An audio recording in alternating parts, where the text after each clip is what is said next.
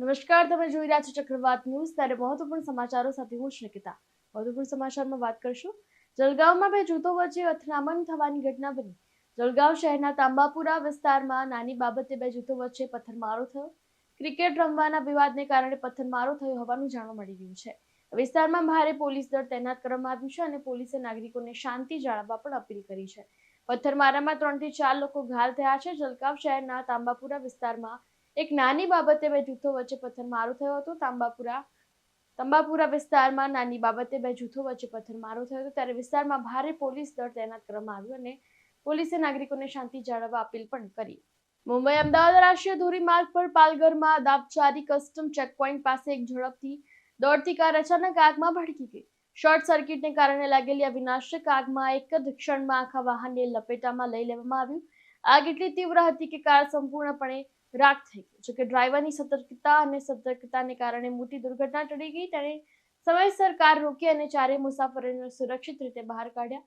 કોઈ જાનહાનિ થઈ ન હતી, જેના કારણે ઘટના સ્થળે રાહતનો શ્વાસ લેવામાં આવ્યો. મુંબઈમાં એક મોટી ઘટના પ્રકાશમાં આવી છે, જેનાથી દેશની સુરક્ષા વ્યવસ્થા પર સવાલો ઉભા થયા છે. આર્મી હેડક્વાર્ટરમાં કર્નલના કેબિનમાંથી એક પિસ્તોલ, 9 જીવતા કારતૂસ, ચાંદી અને 3 લાખ રોકડાની ચોરી થઈ હતી.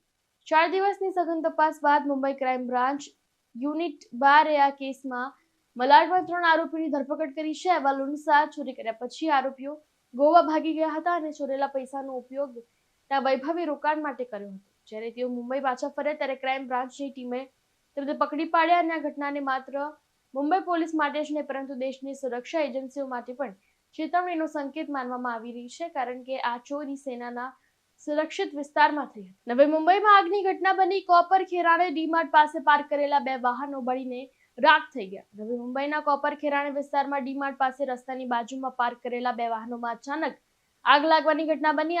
આ ઘટનાથી આસપાસના વિસ્તારમાં ગભરાટ ફેલાયો.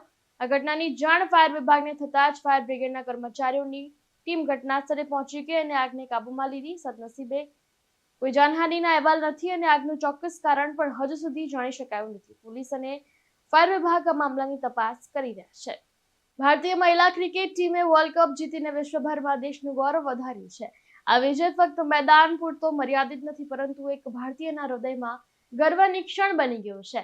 અને મુખ્યમંત્રી દેવેન્દ્ર ફડણવીસની હાજરીમાં ટીમની મુખ્ય ખેલાડી સ્મૃતિ મંદાના, જેમીમા રોડ્રિગ્સ, રાધા યાદવ અને કોચ અમોલ મજમુદારને પુરસ્કારોથી સન્માનિત કરવામાં આવ્યા. ભૂતપૂર્વ ક્રિકેટર ડાયના એડુલજી અને તમામ સપોર્ટ સ્ટાફને પણ ભારતીય ક્રિકેટમાં તેમના મહત્વપૂર્ણ યોગદાન બદલ સન્માનિત કરવામાં આવ્યા હતા.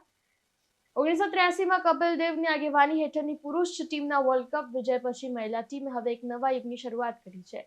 આ દિવસ ફરી એકવાર દિવાળીની ઉજવણી જેવો અનુભવ થયો. મુખ્યમંત્રીએ આશા વ્યક્ત કરી કે ગ્રામીણ વિસ્તારોની છોકરીઓ આ જ સફળતાથી પ્રેરિત થશે અને યોગ્ય તક મળતા તેઓ પણ આંતરરાષ્ટ્રીય સ્તરે દેશનું પ્રતિનિધિત્વ કરી શકશે. તમામ ખેલાડીઓ, કોચ અને સપોર્ટ સ્ટાફને હાર્દિક અભિનંદન પાઠવવામાં આવ્યા. ભવિષ્યમાં સફળતા માટે શુભકામનાઓ આપવામાં આવીને આ વિજય મહિલા સશક્તિકરણ માટે એક પ્રતિકાત્મક પાયો બનશે. સતીશ સોની સાથે ચક્રવાત ન્યૂઝ, મહારાષ્ટ્ર.